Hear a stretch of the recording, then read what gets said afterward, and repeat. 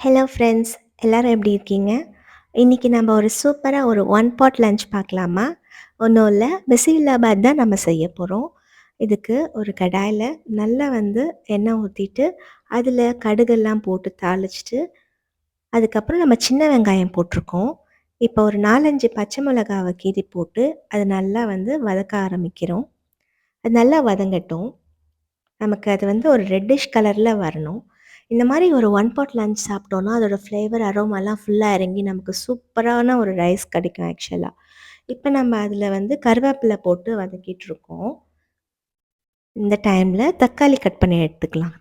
தக்காளி எவ்வளோ சூப்பரா இருக்குன்னு பார்த்தீங்களா? நல்லா ரெட்டிஷ் கலர்ல சூப்பரா இந்த மாரி ஒரு தக்காளி போட்டு செஞ்சீங்கன்னா, உங்களோட பிசிபெல்லாபாத் டேஸ்ட் சூப்பரா இருக்குங்க. ட்ரை பண்ணி பாருங்க. வெங்காயம்லாம் வதங்குனதுக்கு அப்புறமா, இந்த தக்காளிய நம்ம போட்டு வதக்க ஆரம்பிக்கிறோம். பிசிபெல்லாபாத்தோட ஸ்பெஷாலிட்டி என்னன்னு தெரியுமா? குழந்தைங்க எல்லாம் வெஜ்ஜீஸ்லாம் சாப்பிட மாட்டாங்க. காய்கறிலாம் சாப்பிட மாட்டாங்க இல்லையா? இந்த மாதிரி ஒரு ஒன் பாட் லஞ்ச் செஞ்சு குடுத்தீங்கன்னா, கண்டிப்பா எல்லா புரோட்டீன்ஸும் அண்ட் தென் அவங்களுக்கு அந்த ஃபைபர் கன்டென்ட், அந்த வெஜ்ஜீஸ்ல உள்ள ஃபைபர் கன்டென்ட் எல்லாமே அவங்களுக்கு கிடைக்கும். அவங்க தனியா எடுத்து வைக்க மாட்டாங்க. கண்டிப்பா அவங்க சாப்பிட்டுருவாங்க. இப்ப நம்ப இது வதக்கும்போது கொஞ்சம் உப்பு போட்டு தேவைக்கேத்த மாதிரி போட்டு நம்ம வதக்க ஆரம்பிக்கிறோம். யூசுவலா உப்பு ஃபர்ஸ்ட்டே போடக்கூடாது. போட்டோம்னா ஒரு மாதிரி ஆயிடும். வதங்கினதுக்கு அப்புறமா தான் நம்ம உப்பு போடணும். இப்ப நல்லா நமக்கு தக்காளியும், வெங்காயமும் நல்லா வதங்கி வந்துருச்சு. இப்ப நம்ம கட் பண்ணி வச்சிருக்க வெஜிடபிள்ஸ் எல்லாம் அதில ஆட் பண்ணிக்கலாம். கோவக்காய், கேப்சிகம், கேரட், பீன்ஸ் எல்லாம் நான் போட்டிருக்கேன். கொஞ்சம் வதக்கிட்டு, அதுக்கப்புறமா நம்ம இதில கத்திரிக்காய் ஆட் பண்ணிக்கலாம். ஃபர்ஸ்ட்டே நம்ம ஆட் பண்ணக்கூடாது. இப்போ நம்ம கத்திரிக்காய், ட்ரம்ஸ்டிக் எல்லாம் ஆட் பண்ணிக்கலாம். ஆட் பண்ணிவிட்டு நல்லா கொஞ்சம் வதக்கி விட்டுருங்க. மஞ்சத்தூள் நமக்கு தேவைக்கேற்ற மாதிரி நம்ம போட்டுட்டு, அண்ட் தென் நமக்கு தேவைக்கேற்ற மாதிரி நம்ம காரம் ஆட் பண்ணிக்கலாம். வீட்டில் அரைச்ச மிளகாத்தூள் நான் போட்டுக்கிறேன். குழம்பு மிளகாத்தூள் போட்டுக்கிறேன்.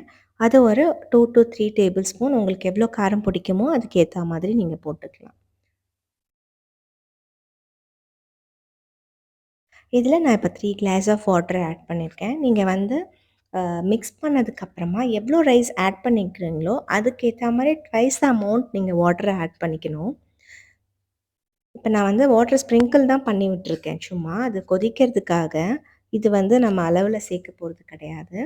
அதுக்கப்புறமா நான் ஒரு 3 கிளாஸ் ஆஃப் வாட்டர் ஆட் பண்ணிட்டு 1 1/2 கிளாஸ் நான் ரைஸ் வைக்க போறேன்.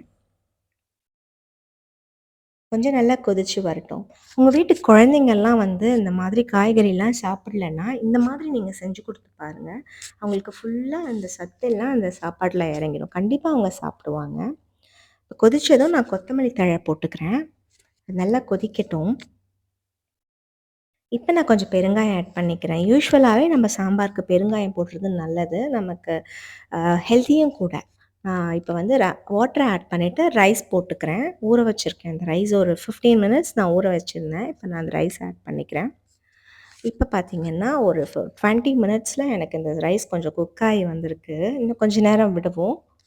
சூப்பரா குக் ஆகி வரும். இந்த நேரத்தில நம்ம இதுக்கு சைட் டிஷ் ரெடி பண்ணிக்கலாம். நான் அதுக்கு காலிஃப்ளவர் பக்கோடா தான் செய்ய போறேன். காலிஃப்ளவர் 65 ஆர் காலிஃப்ளவர் பக்கோடா எப்படி வேணா சொல்லிக்கலாம். சூப்பரா கிரிஸ்பியா செஞ்சு எடுத்துட்டேன். இத நான் என் லஞ்சோட வச்சு சாப்பிட போறேன். எவ்ளோ சூப்பரா இருக்கு பாருங்க.